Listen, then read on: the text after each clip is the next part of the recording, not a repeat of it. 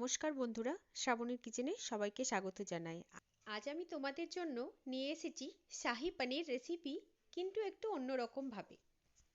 আজকে শাহি পনির রেসিপিটা আমি বানাবো পেঁয়াজ আর রসুন ছাড়া সম্পূর্ণ নিরামিষ। বন্ধুরা, কোনো কিছু স্কিপ না করে দেখে নাও কিভাবে বানাচ্ছি এই সম্পূর্ণ নিরামিষ শাহি পনির রেসিপিটা। শাহি পনির বানানোর জন্য আমি দেখতে পাচ্ছ নিয়েছি 5টা মতো টমেটো। এই টমেটোগুলোকে আমি জাস্ট রাফলি চপ করে নেব।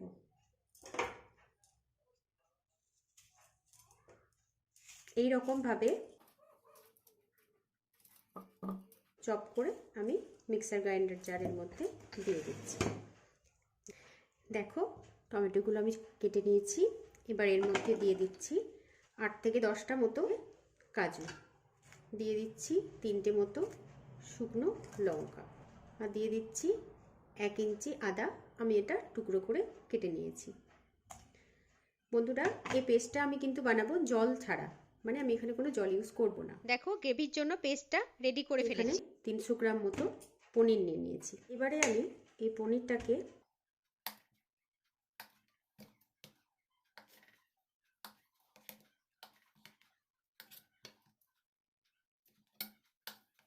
ঠিক এই সাইজ করে কেটে নিচ্ছি।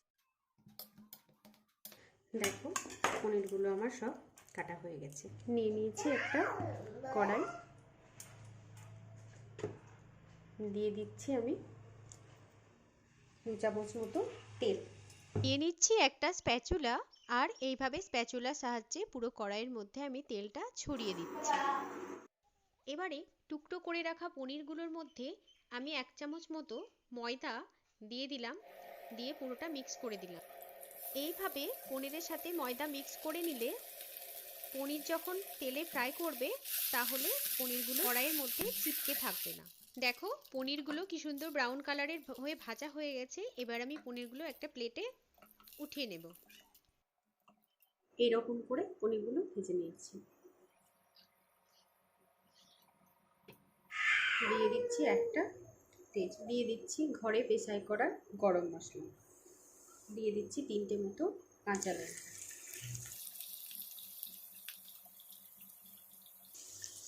দিয়ে দিচ্ছি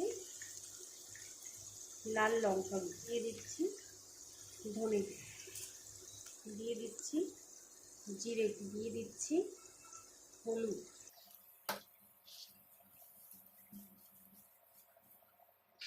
টমেটো পিউরিটা। সমস্ত মশলার মধ্যে টমেটোর পিউরিটা দিয়ে খুব ভালো করে আমাকে মিক্স করে নিতে হবে। দেখো, টমেটো পিউরির সাথে মশলাটা আমি খুব ভালো করে মিক্স করে নিয়েছি। এবার আমি 2 মিনিট মতো ঢাকা দিয়ে দেব। 2 মিনিট পর দেখো, মশলায় তেল ছেড়ে দিয়েছে। এবারে আমি গ্যাসটা অফ করে দেব। তারপর আমি এখানে 4 চামচ মতো দই ভালো করে ফেটিয়ে নিয়েছি, সেটা আমি মিক্স করে দেব। দই সবসময় গ্যাস অফ করে মশলার সাথে মিক্স করবে, না হলে দইটা ফেটে যাবে। দেখো, গ্যাসটা অফ করে দইটা মিক্স করেছিলাম, তার জন্য দইটা কিন্তু ফেটে যায়নি, যার ফলে গ্রেভিটা খুব সুন্দর দেখতে হবে। আরও একবার আমি সমস্ত মশলাগুলোকে ঢাকা দিয়ে হতে দেব 2 মিনিট মতো। দেখো, মশলাটা তেল ছেড়ে দিয়েছে। এবারে আমি দিয়ে দেব 1 চামচ মতো কাসুরি মেথি। এটা আমি হাত দিয়ে ক্রাশ করে দিয়ে দিচ্ছি। শাহি পনির বানানোর জন্য কাসুরি মেথি একটা ভীষণ গুরুত্বপূর্ণ উপকরণ, আর এটা ছাড়া শাহি পনিরের টেস্ট আসে না। দিয়ে দিচ্ছি লবণ 1 চামচ মতো, দিয়ে দিচ্ছি গরম মশলা গুঁড়ো 1/2 চামচ মতো। ভালোভাবে সমস্তটা মিশিয়ে নিচ্ছি।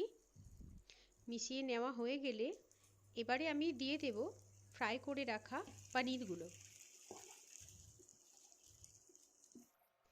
পনিরের সাথে সমস্ত মশলাগুলোকে আমি আরও একবার ভালো করে মিক্সড করে নেব।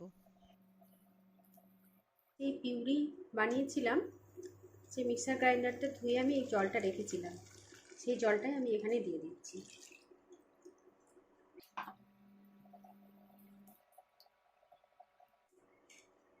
সবশেষে আমি দিয়ে দিচ্ছি সামান্য একটু চিনি।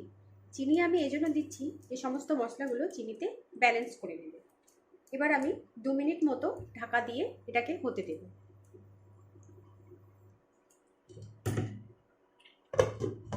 ফিরে আসছি 2 মিনিট পরে। ফিরে এসেছি 2 মিনিট পরে।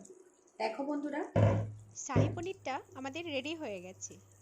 করি আজকের রেসিপিটা তোমাদের খুব ভালো লেগেছে। এটা পুরোটাই নিরামিষ রেসিপি আর বাড়িতে থাকা সামান্য কয়েকটা উপকরণ দিয়ে খুব সহজেই বানিয়ে ফেলা যাবে শাহী পনির।